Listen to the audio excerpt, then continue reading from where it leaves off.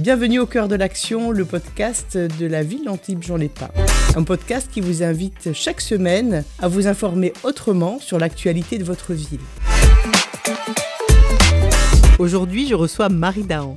Marie est diététicienne et créatrice de menus pour les demi-pensionnaires des écoles d'Antibes-Juan-les-Pins. Bonjour Marie Dahan. Bonjour. Ravie de vous accueillir. Je suis ravie d'être là. Marie, vous êtes diététicienne à la ville d'Antibes. Ça consiste en quoi ? Alors, mon quotidien, ça consiste à faire les menus pour les cantines et puis aussi de faire de la sensibilisation auprès des enfants, maternels et élémentaires, sur les temps scolaires et périscolaires. Dites-nous combien d'enfants mangent à la cantine ? Actuellement, il y en a 5100 qui mangent quotidiennement à la cantine. C'est quasiment tous les enfants inscrits dans les écoles. Oui, c'est 93% des enfants inscrits dans les écoles, donc c'est un énorme pourcentage. Combien de repas servis ça représente ? On a 5600 repas par jour avec tous les enfants, de la crèche à l'élémentaire, et ainsi que les enseignants, le personnel de cuisine et d'animation. Cette semaine, Marie, on vous reçoit aussi parce que vous avez une bonne nouvelle à nous annoncer. Oui, on a une très bonne nouvelle parce qu'on a été désignés comme ambassadeurs des palmarès du paysage de l'association 1+ Bio. Ça veut dire quoi pour la ville ? Qu'est-ce que ça signifie ? Alors, ça signifie qu'on nous met quand même en avant et qu'on va pouvoir sûrement aider d'autres communes parce qu'on a une démarche vertueuse. On essaye au maximum que nos produits dans les cantines soient équilibrés et surtout bio et local au maximum. Marie, la spécificité des cantines d'Antibes, c'est qu'elles n'ont pas cédé aux sirènes de la liaison froide. On continue à faire de la cuisine maison. Tout à fait, effectivement. On est en ce qu'on appelle en liaison chaude directe, c'est-à-dire que chaque école a sa propre cuisine avec un personnel qualifié qui cuisine tous les jours, tous les matins pour que ce soit servi directement le midi. Ça, c'est un choix et puis c'est une option qui est quand même rare quand on regarde comment fonctionnent les cantines. Est-ce que ça coûte beaucoup plus cher à la ville ? Comme c'est un système qui est mis en place en fait depuis le départ, c'est pas forcément plus coûteux pour la ville et c'est effectivement très très rare, surtout pour une commune comme la nôtre qui compte plus de 75 000 habitants. Souvent, ce sont pour des plus petites communes que ça se passe comme ça et les plus grandes, effectivement, sont plutôt en cuisine centrale et donc les liaisons froides. Quelle vertu ça a de cuisiner sur place, en fait, de faire une cuisine maison ? C'est extraordinaire parce que déjà, on a des gens qui sont passionnés, qui connaissent leurs petits convives.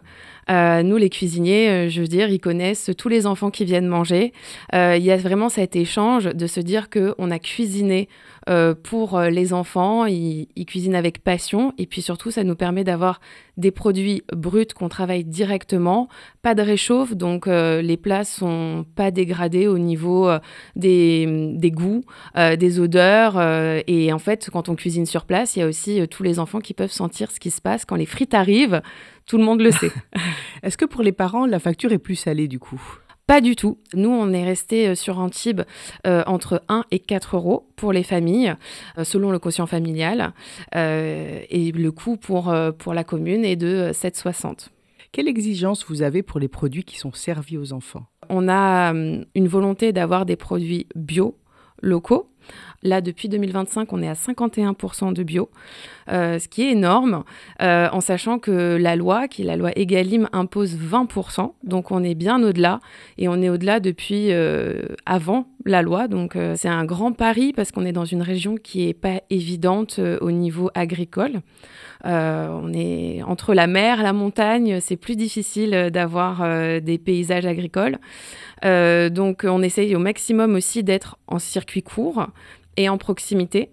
D'ailleurs, on travaille avec une SCIC, qui est une société coopérative d'intérêt collectif. C'est un peu long et compliqué, mais qui se situe à Châteauneuf-de-Grasse et qui regroupe en fait plusieurs agriculteurs de la région et des départements limitrophes pour pouvoir nous donner des produits bio et locaux. Et alors ça, on parle des produits plutôt des légumes et des fruits. Alors, les fruits et légumes, mais également les produits laitiers, donc tout ce qui est yaourt et fromage qui viennent des alpages tout proches vers Gap. Donc, Ah oui. Et sur la viande et le poisson ? Sur la viande, on arrive à avoir aussi, on a actuellement du poulet de l'Ardèche, Donc, on est plutôt pas mal. Sur les viandes bœuf, on est uniquement français. Charolais, donc on se rapproche aussi. Après, effectivement, on n'a pas une région qui est très riche en bovins, donc on est obligé des fois d'aller chercher un peu plus loin, mais uniquement en France. Et le pain est également bio et local. Justement, je voulais qu'on fasse un petit focus sur le pain. Vous le traitez comment, le pain? Comme un ennemi ou comme un ami quand on est à table? Non, c'est pas un ennemi, au contraire, c'est un grand ami. On est en France, on a la culture du pain à table. Moi, en tant que diététicienne, j'en fais pas non plus du tout un mauvais aliment. Et là, depuis peu, on sert une fois par semaine aussi du pain semi-complet. Toujours bio et local. Donc voilà, on fait rentrer différentes farines dans l'alimentation des plus petits. Et non, c'est un grand ami. On est à 66 tonnes de pain par an. Donc c'est plutôt pas mal. Marie, est-ce que les goûts des enfants ont changé et est-ce que vous en tenez compte? Les goûts des enfants, c'est sûr que c'est pas forcément les goûts des adultes. Vous dire qu'ils ont changé, ils ont forcément évolué parce que c'est compliqué de s'adapter entre ce qu'on mange à la maison et ce qu'on mange à la cantine. Nous, on essaye au maximum de s'y adapter. Déjà, on a des poubelles de tri avec pesée intégrée sur tous nos restaurants avec Self. Donc du coup, ça nous permet de voir s'il y a beaucoup de gaspillage. On se doute que ça n'a pas été très apprécié. Après, moi, j'ai aussi la facette où je fais beaucoup d'ateliers en classe ou dans les temps périscolaires. Et donc, avec les enfants, on crée des menus ensemble. Donc, c'est leurs choix, leurs envies et qui sont du coup mis pour tous les enfants de la ville. Est-ce que vous avez des recettes à nous donner pour leur faire aimer les légumes? Ah, ça c'est le grand combat, leur faire aimer les légumes. Alors, pour rien vous cacher, il faut quand même les cacher, justement, ces légumes, pour que ce soit le plus apprécié possible. En lasagne, c'est parfait. Pour les légumineuses, les lentilles en lasagne, c'est idéal. Une bolognaise, de lentilles, ça c'est parfait. Vous mettez un petit peu de carottes, de céleri à l'intérieur et ça passe. Quand vous préparez les menus, Marie, est-ce que vous les équilibrez sur la journée, sur la semaine? Comment ça fonctionne? Alors, ça fonctionne sur 20 repas. Donc, il faut bien avoir ça en tête. L'équilibre alimentaire, il se fait sur 20 repas. Après, il faut rappeler que la cantine, c'est 4 jours par semaine, un seul repas par jour. Un enfant, c'est 4 repas par jour. Donc, ça représente une petite partie de sa journée. Et nous, on les équilibre sur 20 menus. Où est-ce qu'on en est des repas sans viande? Alors, les repas sans viande, donc c'est une fois par semaine, en adéquation avec cette fameuse loi Egalim. Donc une fois par semaine, ça va être des alternatives avec de l'œuf ou bien des légumineuses, donc c'est-à-dire lentilles, pois chiches, haricots rouges, haricots blancs, qui sont une fois couplés avec des féculents riches en protéines qu'on peut assimiler correctement. Et pour les enfants qui sont allergiques, je crois qu'ils sont de plus en plus nombreux, comment ça se passe? Est-ce que vous les accueillez quand même à la cantine? Tout à fait. Alors, ils ont ce qu'on appelle des PAI, projets alimentaires individualisés. Donc ça, c'est suivi avec les médecins scolaires, la restauration, l'animation. Alors, soit on s'adapte si c'est des petites allergies qui touchent des aliments qu'on met peu à la cantine, ou alors ce sont des paniers repas amenés par les parents et réchauffés au moment du repas à la cantine. Et l'enfant mange quand même avec ses camarades, c'est Tout ça? à fait, C'est ça oui, l'idée, oui. de ne pas l'exclure? On n'exclut jamais les enfants. Le but, c'est que tout le monde mange ensemble et que ce soit un moment convivial. Je crois que la ville a opté pour les self-service. Pourquoi? Oui, uniquement en élémentaire. Les maternelles, on les a laissées en service à table. Ça permet quand même un turnover beaucoup plus important. Du coup, les enfants, on peut accueillir plus d'enfants aussi dans nos selles parce que ils sont de plus en plus nombreux. On l'a dit au début, 93% des enfants inscrits à l'école mangent à la cantine. Donc, il faut pouvoir passer plus rapidement aussi. Est-ce que ça veut dire qu'ils mangent plus vite? Non, ça ne veut pas dire qu'ils mangent plus vite. Nous, ça nous permet juste de pouvoir faire un service en passant plus d'enfants, mais ils ont toujours à peu près 25 minutes à table. Quel conseil vous donneriez, Marie, à une famille dont les enfants mangent quotidiennement à la cantine, enfin les jours ouvrables, pour le repas du soir? Moi, vraiment, je les invite. Donc, sur le site de la ville, il y a un onglet cantine. Allez le voir. voyez ce que vos enfants mangent, ou alors vous avez les menus directement sur les écoles, visibles à l'extérieur, et comme ça on peut s'appuyer. S'il y a eu déjà de la viande à midi, peut-être passer sur du végétarien le soir ou sur un œuf, et au contraire, peut-être rajouter des légumes s'il y en a, vous trouvez qu'il n'y en a pas eu assez, peut-être, voilà, un peu adapté par rapport à ce qui a été mangé le midi. Tout est accessible, donc c'est vraiment ça qui est intéressant pour les parents. Comment ça se passe avec le personnel de cuisine? Je crois que la ville a fait le choix de faire travailler des gens qui sont vraiment très investis dans ce métier. Mais c'est un plaisir pour moi, en tant que diététicienne, de travailler avec des gens qui sont hyper passionnés. Ils sont passionnés par leur travail et ils sont passionnés par le fait de travailler avec les enfants. Tous nos responsables de cuisine sont qualifiés, ce sont des personnels qui ont fait des études, qui ont travaillé avant, peut-être même dans le privé, etc., uniquement en cuisine. Et tout le personnel qui entoure, c'est pareil. Donc, c'est vraiment des gens qualifiés. Et c'est vrai que comme en plus on travaille des produits bruts, on sent qu'ils ont vraiment la technicité pour aborder tous ces produits. Marie, combien de cantines fonctionnent sur Antibes et comment est-ce qu'elles sont équipées? Actuellement, il y a 16 restaurants scolaires, 16 cantines. Elles sont équipées vraiment comme des restaurants étoilés, je dirais presque. Ah oui. On a un matériel très professionnel, on a l'épicerie, etc. Après, il y a les zones de décontamination. Ah oui, comme un vrai restaurant. Comme un vrai restaurant. Tout est prévu comme ça.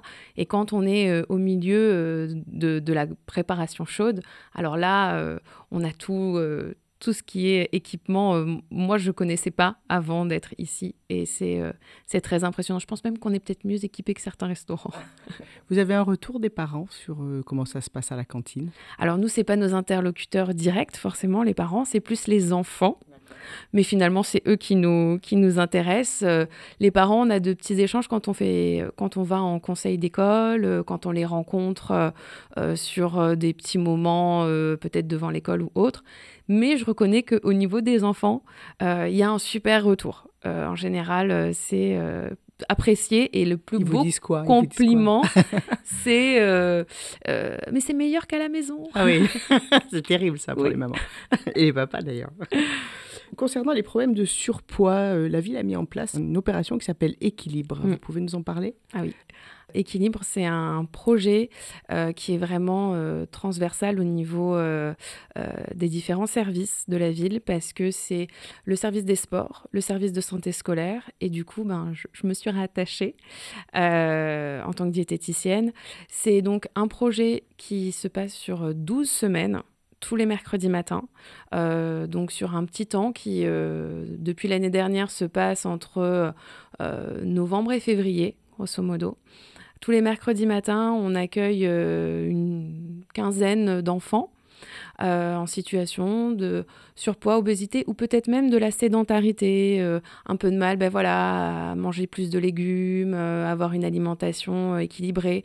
C'est pas évident de faire manger des légumes, de faire tout accepter à ses enfants, de leur donner une activité physique régulière. Donc, on est là pour donner un petit coup de pouce. C'est pendant 1 heure, ils font une activité physique. 1 heure, l'heure d'après, ils sont avec soit moi, soit les psychologues. Et on fait des petites activités. Alors, avec moi, ça va être du potager, des ateliers culinaires, des choses comme ça. Avec les psychologues, c'est plus des petites mises en scène, un peu de théâtre, de l'expression orale. Et en fait, c'est complètement gratuit. Tout le monde peut s'inscrire. Et, ce sont les parents qui s'inscrivent. Ce sont les parents qui s'inscrivent et les parents doivent être aussi disponibles parce qu'on leur demandera d'être présents sur plusieurs séances parce que finalement, en fait, ce sont eux qui sont à l'initiative de tout. C'est eux qui vont faire les courses, c'est eux qui peuvent inscrire dans les associations sportives ou autres. Donc, c'est eux ceux qui doivent booster et nous, voilà, on les aide un petit peu à ça. On n'a pas du tout parlé du sucre, Marie. Comment est-ce que vous l'intégrez dans vos repas? Ou pas, d'ailleurs? Alors, on garde un petit peu de sucre parce que on peut garder l'envie de se faire plaisir. Après, c'est vrai que dans nos menus, on a très peu de pâtisserie. On en met vraiment très peu parce qu'on estime que les enfants, chez eux, ils en mangent déjà pas mal. Moi qui fais beaucoup d'activités dans les classes, je leur demande toujours le petit déjeuner et le goûter. et on est quasiment toujours sur du 100% sucré. Donc c'est pour ça aussi que je fais beaucoup d'ateliers et je suis très souvent sollicitée par les enseignants pour faire de la sensibilisation auprès des enfants sur le sucre. C'est quand même quelque chose qui touche tout le monde, hein, petit, grand. Et c'est important de savoir que de limiter sa consommation, c'est important pour rester en bonne santé. Donc nous, au niveau des cantines, on va limiter tout ce qui est pâtisserie, on en met de temps en temps. Mais, pour les grandes occasions. Pour les grandes occasions. Après, on garde quand même des yaourts, des petits desserts lactés de temps en temps. Mais on essaye, tous nos fromages blancs ou yaourts, quand ils sont servis non sucrés, surtout pour les élémentaires. Comme ça, c'est à eux de décider. Mais ils peuvent aussi ne pas en prendre. C'est rare. Mais ça limite. On est sur beaucoup de fruits, sinon. Le goûter glissé le matin par un papa ou une maman dans le cartable, c'est une bonne idée ou pas? Alors, moi, pour ma vision personnelle, si on a pris un bon petit déjeuner, mais un bon petit déjeuner, c'est quoi? C'est avoir un produit céréalier, mais pas les céréales, pas trop les céréales. Du pain, on a dit, on adore le pain, pas hésiter sur le pain. Un produit laitier et un fruit, et pourquoi pas des petites tomates cerises dès le matin, ça peut être sympa. Si on peut favoriser un bon petit déjeuner salé, du pain, du fromage et un yaourt, ou plutôt salé, donc, le petit déjeuner. Plutôt salé, si c'est possible. Et un fruit ou un légume. Normalement, à 10h, on n'a pas besoin de petits goûters parce que du coup, ça coupe aussi souvent l'appétit. Si on prend le petit goûter à 10h à la récréation et qu'on mange à 11h30 à la cantine, ça laisse pas beaucoup de temps pour avoir faim, pour que tout se soit remis en place au niveau de l'estomac. Marie, tout ce travail qui est fait par la ville d'Antibes autour de l'alimentation des enfants, il a valu à la ville une certification. Oui. Effectivement, depuis 2022, on est labellisé EcoCert en cuisine niveau 2. Ça veut dire quoi, ça? Traduisez, s'il vous plaît. Voilà. Donc, c'est un label qui récompense effectivement le travail qui est fait en cuisine. Il faut un minimum de 40% de produits bio. Donc, comme je vous disais, nous, on était à 46% l'année dernière, 51% depuis le début de l'année. Un minimum de 8 composantes bio locales. Le local, c'est notre région et les départements limitrophes. 2 produits bio équitables, donc ça veut dire qu'on respecte aussi toute la filière qui est mise en place, respect des saisonnalités, mais c'est pas que ça, c'est aussi faire attention au gaspillage alimentaire, c'est aussi faire attention à tous les produits d'entretien qui sont utilisés pour qu'ils ne soient pas nocifs pour la planète. C'est aussi faire attention à toute la consommation d'énergie, l'eau, l'électricité, donc il y a beaucoup de choses qui ont été mises en place aussi, et bien sûr former le personnel à tout ça. Merci beaucoup Marie. Merci à vous.